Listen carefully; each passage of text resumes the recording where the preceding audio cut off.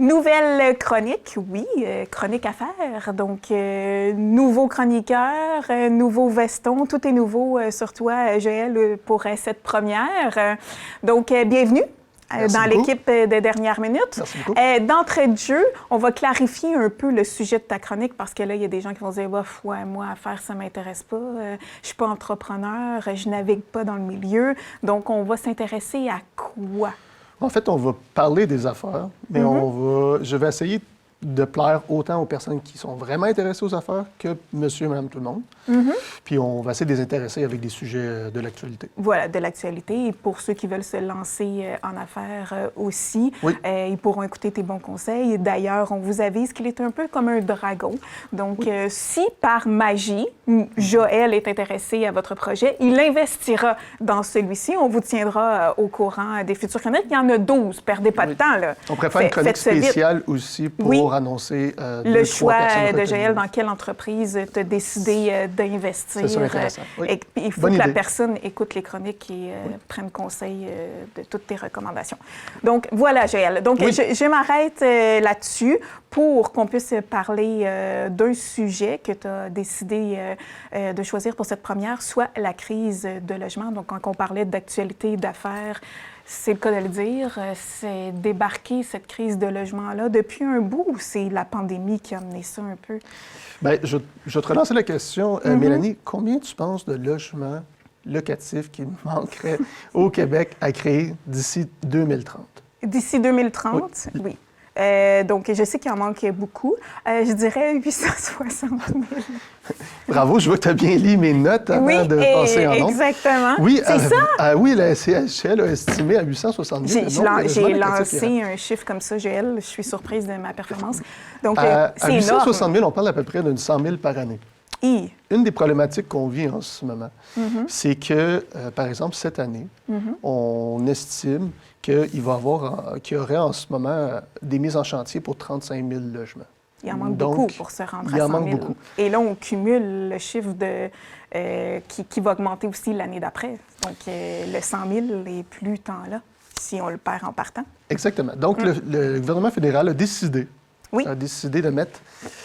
de ressusciter une promesse électorale de 2015 qu'il avait créée, oui. OK. Ils l'ont ressuscité, donc ils vont abolir la TPS sur la construction des logements locatifs résidentiels. Parfait. Et pourquoi on l'avait enlevé à l'époque? Est-ce que tu sais? Écoute, en fait, ils viennent de l'abolir, donc ils ne l'avaient pas enlevé à l'époque, ils viennent de l'abolir. Il y en avait une mise en place par le fédéral, qui est un crédit, en fait, là, sur les taxes. Le fédéral mettait 36 excuse. Je vais recommencer, excuse-moi. C'est pas grave. On peut le recommencer du bout. OK, on va recommencer. Ah, cocotte. C'est bon? La régie? Oui, ça marche. OK, merci. Est-ce qu'il faut que j'amène une question ou il repart un peu plus loin? Je vais passer au remboursement, OK? OK. Fait que le remboursement maximal par logement était à 36 des taxes. OK. Il était limité à 6 300 puis, c'était progressif au prix de l'habitation jusqu'à 350 000 OK. Mais c'était de 0 à 450 000 En résumé, c'était pas mal ça.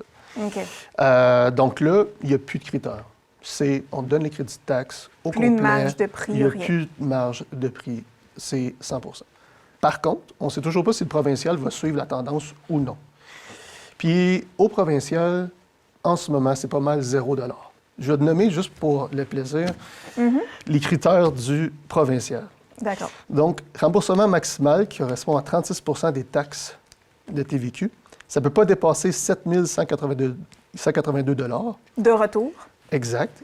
Diminue progressivement lorsque le prix d'achat de l'habitation neuve est supérieur à 200 000 et devient 0 si la juste valeur marchande est inférieure à 225 000 Donc, en résumé, c'est rien.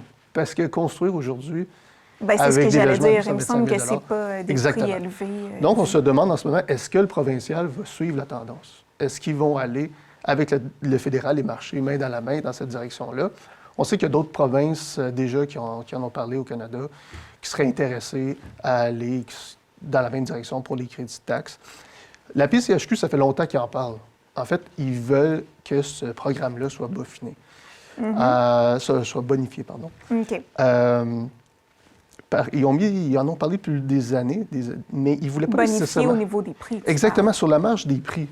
Ils voulaient le bonifier, mettre les critères un petit peu plus élevés. Par exemple, à la place d'être limité jusqu'à 450 000, ça aurait pu être jusqu'à 650 000. Au fédéral, au lieu d'être 225, ça aurait pu être bonifié jusqu'à 400 000 Au moins, ça leur aurait donné une ouverture pour avoir certains crédits de taxes.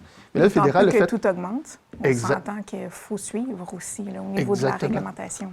Exactement. Mais là, on voit que le fédéral a fait un gros coup. Il l'a complètement annulé. On va voir si le provincial va suivre.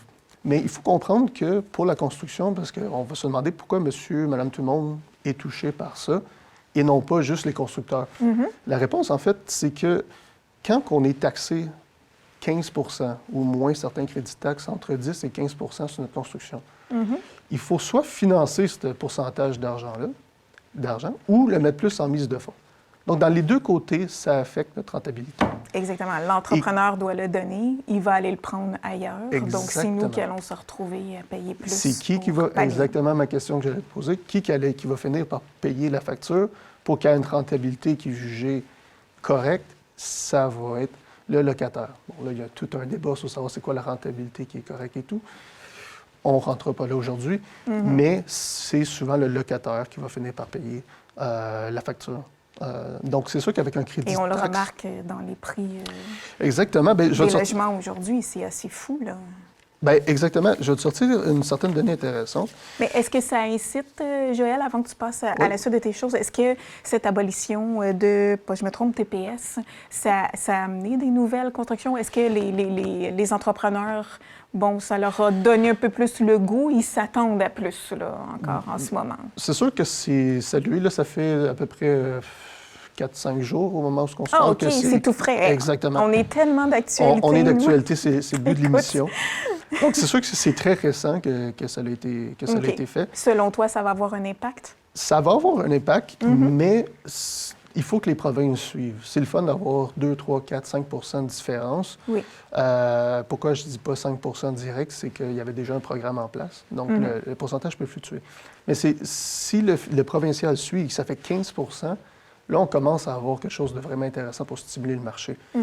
Puis juste en terminant, pour des petites... En 2021, quand les taux d'intérêt étaient bas, juste pour expliquer l'impact des taux d'intérêt en ce moment, au Québec, on avait une des années record en construction depuis 1987. C'était la meilleure année qu'on a eue en 2021. Les taux étaient bas.